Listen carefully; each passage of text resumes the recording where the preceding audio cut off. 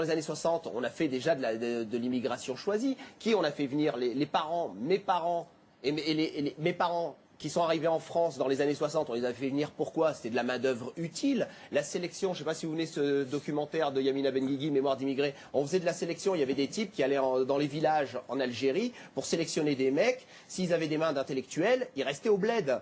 Et on ramenait les types qui étaient des manuels et qui avaient les paumes des mains bien calleuses et qui étaient des manuels. On les a fait venir dans ce pays pour bâtir ce pays. Donc l'immigration choisie, elle a toujours existé. Aujourd'hui, on veut un autre type d'immigration. Mais l'uniformisation de tout le monde, c'est pas possible. Regardez déjà autour de cette table, entre lui, moi, lui. Ça peut pas. Il y a déjà une richesse dans ce pays. On est en train de discuter dans le vide. C'est ça la richesse. On est en train de discuter dans le vide, mais pas nous. Mais quand on lance un débat sur l'identité nationale, ça ne veut rien dire. Un type. Ça, je suis d'accord. Quand on est né en France, qu'on travaille en France, qu'on paie ses impôts en France, on est français. Point barre. Le débat sur l'identité, c'est très rapidement orienté sur la religion. Or, quand on regarde ce que nous sommes en France, il y a des tas de gens qui viennent d'ailleurs, on oublie complètement qu'ils viennent d'ailleurs, même s'ils portent un nom qui vient d'ailleurs. Et on a eu beau inventer le TGV, le Concorde, les transports rapides, Internet. Au fond, quand on regarde la France, il y a encore un accent alsacien, un accent breton, des spécialités gastronomiques bourguignonnes, du vin près de Dijon qui n'est pas pareil que celui de Bordeaux. Et c'est bien, et c'est très bien, mais en même temps, on a importé dans ce débat des notions religieuses très fortes qui ont complètement orienté le débat sur un problème religieux. Mais on ne peut pas faire une identité nationale en assimilant des religions. Vous avez raison. On est tous différents. La création, quel que soit le créateur, il nous a conçus avec des gènes dont aucun n'est le même. Personne n'est identique à personne. C'est bien que la différence, elle est essentielle, elle est absolument nécessaire à l'expression d'une identité. Donc, si on essaie de nous rassembler autour de ce qu'on a, de cette uniformisation, eh bien, il y aura une réaction en retour qui consistera à dire « oui, mais moi, je ne suis pas comme ça ». Et là, on aura créé de la scission là où on voulait rassembler. Dernier mot, Christine Boisson, sur ce sujet, avant d'en changer. Oui, moi je pense qu'il faudrait inventer une autre forme d'identité nationale qui serait des valeurs morales et réunir les gens par sensibilité à ces valeurs morales, par affinité à ces valeurs morales, c'est-à-dire, je ne sais pas, le respect de l'autre, l'ouverture, l'écoute, l'attention. Ce serait peut-être mieux que les religions. Je veux dire un mot, quand la lumière s'éteint dans une salle de spectacle, on a affaire à un ensemble de gens qui sont tous différents et qui ressentent brusquement les mêmes émotions. Et là, on a créé une véritable identité. Alors, une autre polémique a commencé le 29 janvier, vendredi dernier, donc quand le parquet a fait appel de la relaxe de l'ancien Premier ministre Dominique de Villepin au procès Clearstream. Un appel du parquet qui a été immédiatement imputé au président de la République, partie civile dans ce procès. On écoute la réaction de François Fillon, l'actuel Premier ministre. C'était au micro de Jean-Pierre Elkabbach sur Europe 1 ce matin. Je n'ai pas l'habitude de commenter les décisions de justice. Simplement, je suis effaré de ce que j'entends depuis plusieurs jours, du roman qu'on est en train d'écrire et qui aboutit à transformer le président de la République, qui est une victime de cette affaire, quasiment en un coupable. Je pense qu'il faut retrouver le nord. Qu'est-ce que le tribunal a dit? Le tribunal a dit qu'il y avait eu une manipulation. Et l'une des victimes de cette manipulation, c'est le président de la République. Mais le tribunal a été plus loin, il a dit que cette manipulation était très grave, puisqu'il a condamné à la prison ferme 2 personnes qui en sont parmi les responsables. Vous savez, la prison ferme dans notre pays, sur des affaires comme ça, c'est assez rare.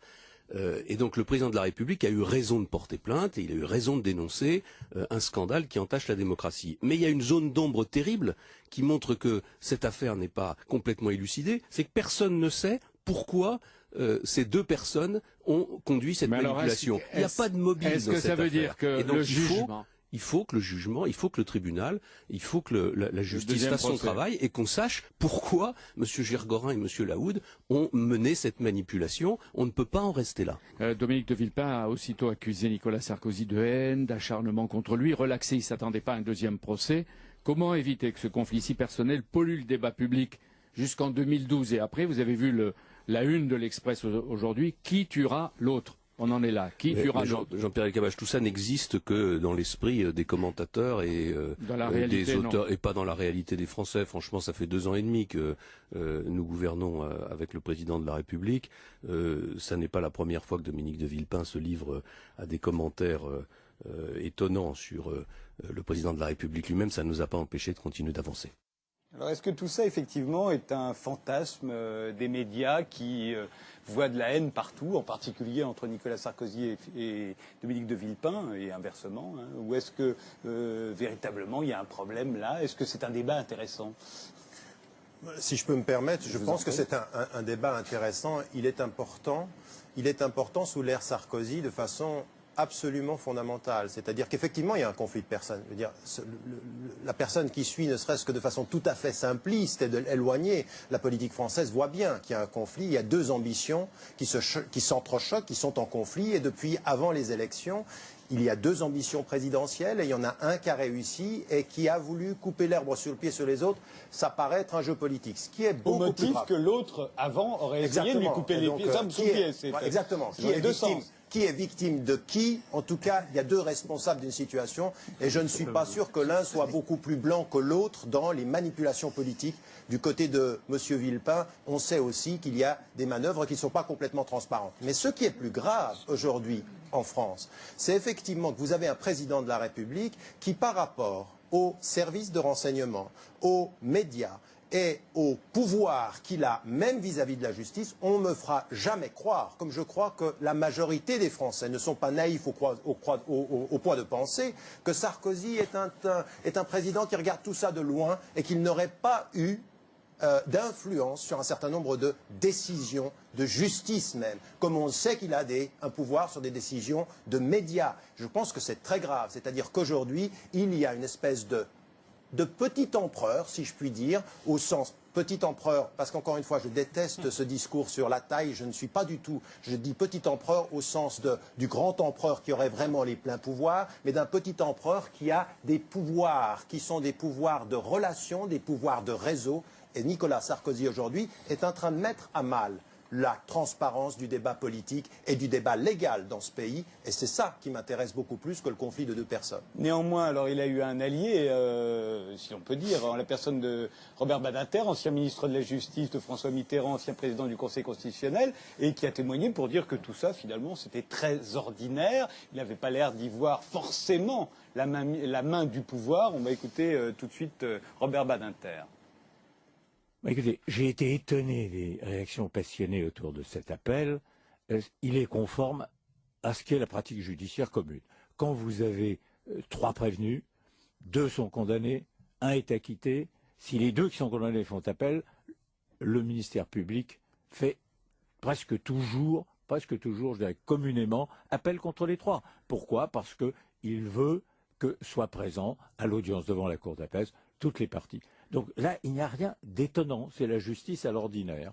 Mais avec l'appel, le procureur Marin, est-ce qu'il a fait un acte indépendant, Robert Badinter, ou bien est-il allé jusqu'au bout de ce qui lui est aujourd'hui possible en matière d'indépendance? Et monsieur le procureur de Paris, monsieur Marin, faisant appel, vous dit « je voulais faire appel ». Bien, on le conçoit. Il a soutenu avec beaucoup de force, l'accusation contre les partis, et notamment contre M. de Villepin.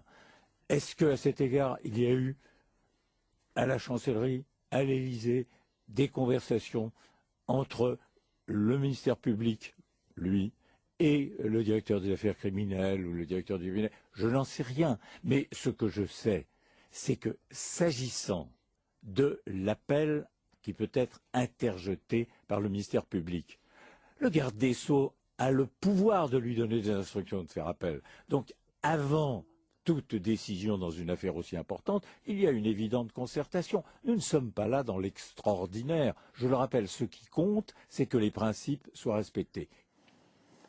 Oui, là je pense qu'effectivement c'est la parole de la sagesse en tout cas. Pour moi, j'entends bien.